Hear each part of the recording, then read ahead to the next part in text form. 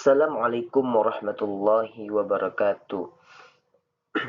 Yang saya hormati Bapak Muhammad Handi SPD MPD selaku dosen pengampu mata kuliah benchmarking kelas R04. Izinkan saya Rifkon Adinata dengan NIM A1E1224047 untuk mempresentasikan hasil laporan benchmarking saya.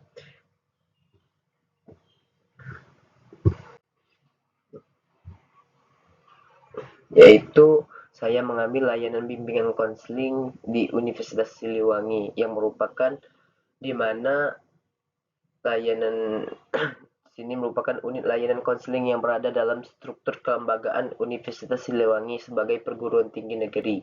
Nah, lembaga ini dibentuk sebagai bagian dari sistem pendukung akademik dan non-akademik universitas yang bertujuan untuk memfasilitasi perkembangan mahasiswa secara komprehensif. BK Unsil berperan sebagai lembaga profesional yang menyelenggarakan layanan bimbingan dan konseling bagi mahasiswa dengan berlandaskan prinsip-prinsip ilmiah, bimbingan dan konseling, serta kode etik profesi konselor.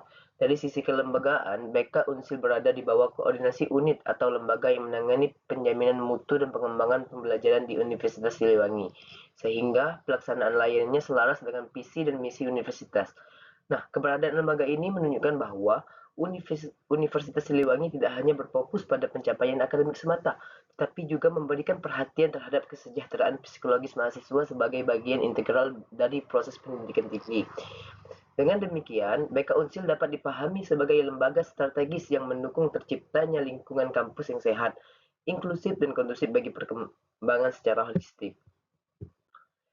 Adapun sasaran lembaga, yang mana sasaran utama layanan bimbingan konseling Universitas Siliwangi ini adalah seluruh mahasiswa aktif Universitas Siliwangi, baik mahasiswa program sarjana maupun program pendidikan lainnya.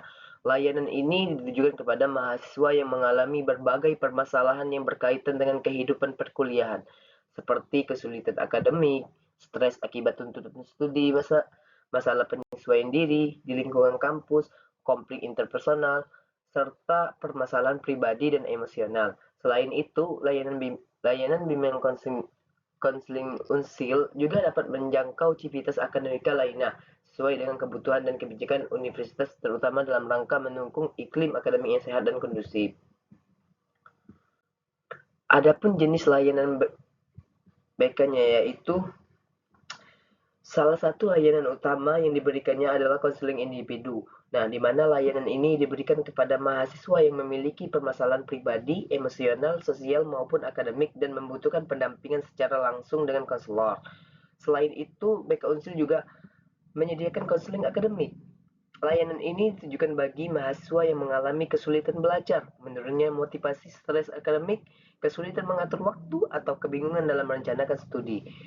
Dan jenis layanan berikutnya yaitu konseling pribadi dan sosial yang berkaitan dengan masalah penyesuaian diri, hubungan dengan teman sebaya, konflik sosial, serta pengelolaan emosi. Serta jenis layanan berikutnya itu pendampingan psikologis, terutama bagi mahasiswa yang mengalami tekanan psikologis seperti stres perkuliahan, kecemasan, atau masalah penyesuaian diri di lingkungan kampus. Dan apabila ditemukan permasalahan yang membutuhkan penanganan lebih lanjut, maka BK Unsil menyediakan layanan rujukan. Layanan rujukan seperti apa? Ke tenaga profesional seperti psikolog atau lembaga layanan kesehatan mental lainnya. Layanan rujukan ini diberikan agar mahasiswa mendapatkan bantuan yang lebih tepat sesuai dengan tingkat permasalahan yang dialami. Adapun proses layanan BK-nya, yaitu alur layanan konseling, di mana alur layanan konseling ini layanan konseling ini dapat kita lihat yaitu yang pertama pendaftaran, lalu asesmen awal, lalu konseling, lalu evaluasi, kemudian tindak lanjut atau rujukan. Jenis layanan yaitu preventif, kuratif, dan pengembangan. Adapun peran konselor atau guru BK yaitu sebagai fasilitator, pendamping empatik, pendidik keterampilan coping, dan pengaruh rujukan. Konselor berperan sebagai fasilitator yang menciptakan suasana konseling yang nyaman dan menjunjung tinggi kerahasiaan. Selain itu, konselor membantu mahasiswa memahami yang dihadapi, menggali penyebab masalah, serta membimbing mahasiswa dalam menemukan solusi yang tepat. Konselor juga berperan sebagai pendidik dengan memberikan penguatan keterampilan coping, pengelolaan emosi, dan strategi menghadapi tekanan akademik. Apabila diperlukan, konselor bertugas mengarahkan mahasiswa ke layanan rujukan agar mendapatkan penanganan yang lebih sesuai.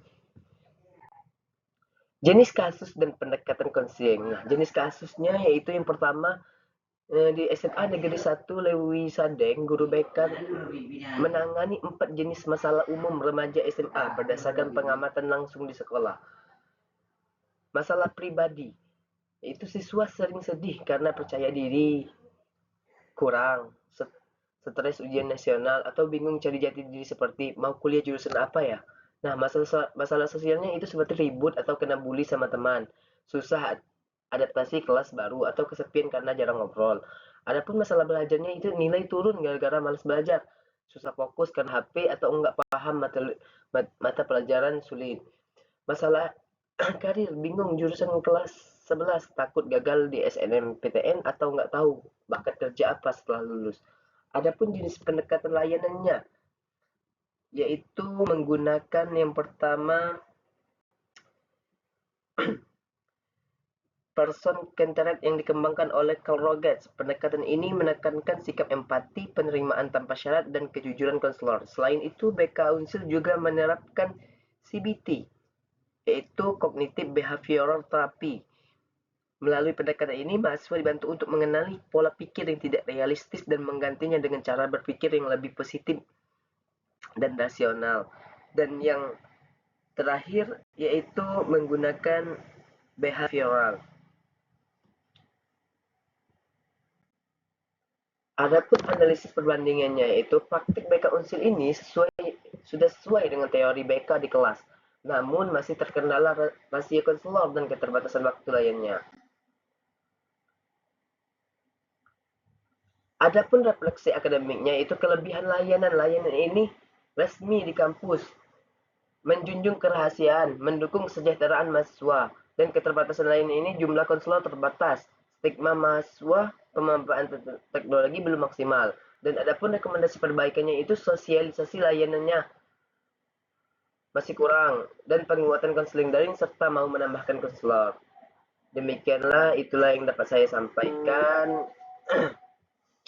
Kurang lebihnya saya mohon maaf. Saya akhiri wabillahi taufiq wal hidayah. Wassalamualaikum warahmatullahi wabarakatuh.